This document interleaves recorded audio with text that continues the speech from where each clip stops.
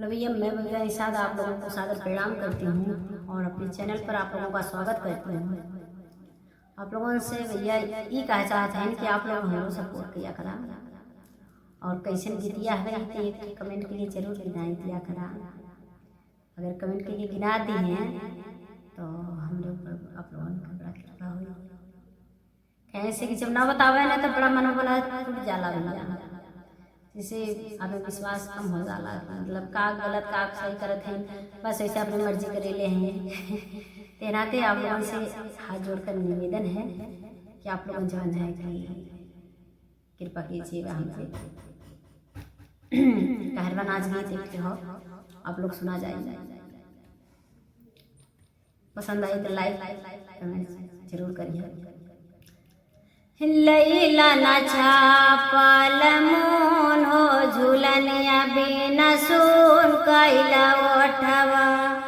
लैला ना छापल मोन हो झूलनिया बिना सुन कैला ओठवा।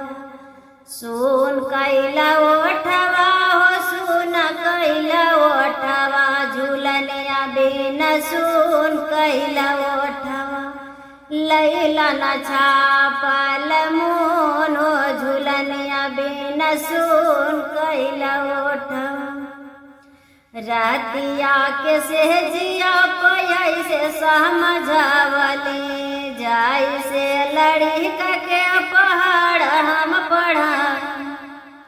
रहतिया के सहजिया पय से समझावली, जाय से लड़ी के पहाड़ा पढ़ावली, पहाड़ हम पढ़ा। तब हूँ तो सैया गैला भूल हो झूलनिया बिना सुन कैला ओठवा।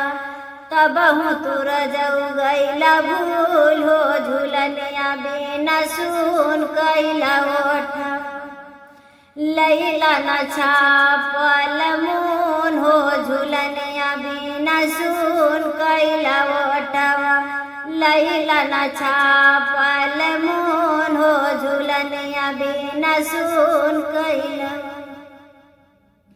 घूम फिर सैया रहला बहुत दिन घरवा, घूम फिर रहला सैया बहुत दिन घर।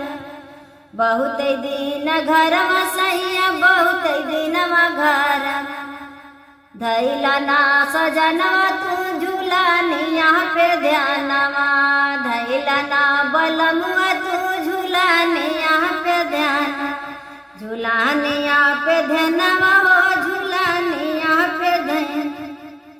टिकट कटाई गैला देहरादून हो झूलनिया बिना सुन कैला ओठवा। टिकट कटाई गैला देहरादून हो झूलनिया बिना सुन कैला ओठवा।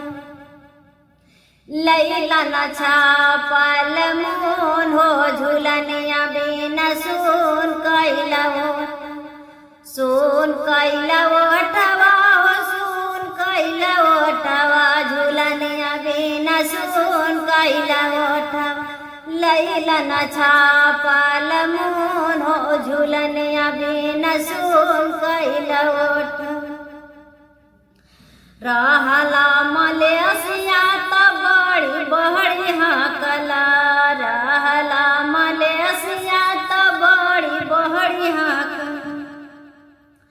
आवतई झूलनिया के डिजाइन छपवई, बड़ी डिजाइन छपवई भयो डिजाइन छपवई।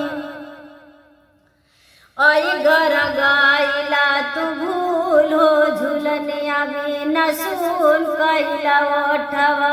लैला ना छापल मोन।